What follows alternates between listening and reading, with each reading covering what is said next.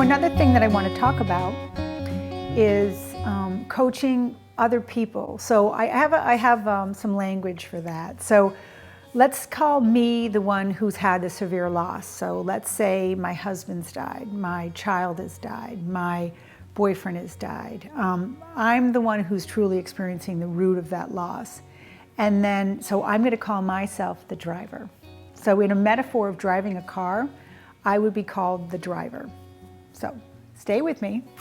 The person who's in the passenger side or even in the back seat of my driving, those are the people who are all around us, the family members, the distant nieces and aunts, maybe the co-workers that worked with the gentleman, with your daughter. Those people are the passengers, okay, in our grief. And what I really want to acknowledge is those people, and I want to talk about those people for a second because they have just such a huge role in helping the driver get through this process.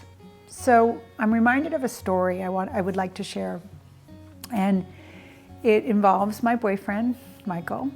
So Michael has a really close friend who lost a child, and they invited us out to have pizza one night, and I was unable to make it. And when Michael got home, he said, "Oh, I wish you'd been there because you really would have enjoyed meeting," we're going to call her Beth.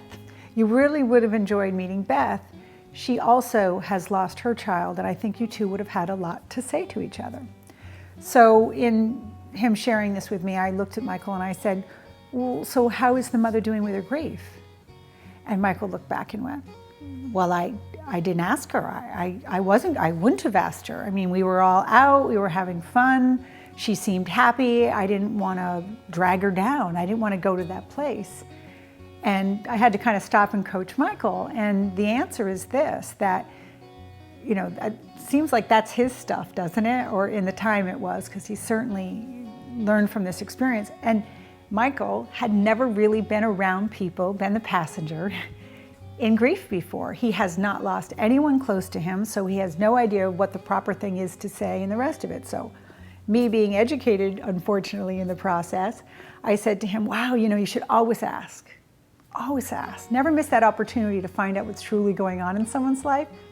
I'm coaching you now, is to just ask. Ask how they're feeling. You know you're curious how they're doing, so ask them. So anyway, time rolls on. A year goes by. We get invited again. They're coming in town again. Beth is back in town. We get a chance to go to dinner, and I actually am able to go. So we're all sitting around the table, and everyone's having a great time. We're laughing, and life is great. Pizza comes down. And I turn to this woman and I say, "So Beth, I understand you and I have, unfortunately, something in common, and that is that we've both lost our children." And I said, "So I'm wondering, you know, how are you doing with your grief? And where are you in your grief?" And she looked at me, and she looked at her husband, and then, of course, didn't the whole table get quiet? Didn't the whole table get quiet? I don't know if half the people were surprised that I asked so boldly, or I don't know why the response was so, but it was. And I was a little nervous in that one moment, but what happened was this. Beth turned to her husband, they acknowledged the question together.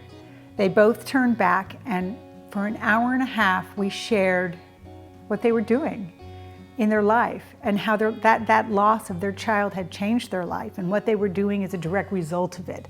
And it was beautiful. And everybody who was the passengers had really never asked that question. We're not connected to them in that way. And so they were missing out on really who these people were at this time. So what was beautiful is at the end, Beth came back up to me and she just says, "You know, I really want to thank you for asking. So many times people are afraid to ask that question.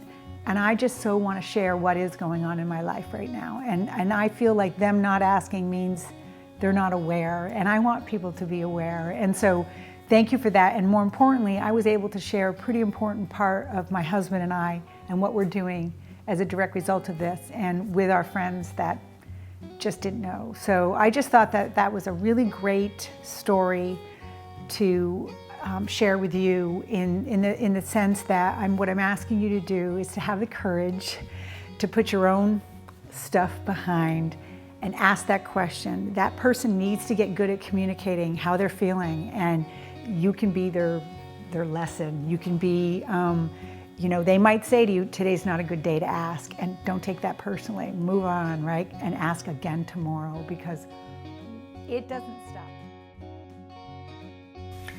Thank you for watching Mean Gene 1963, part of my Breathing Moonlight Grief series.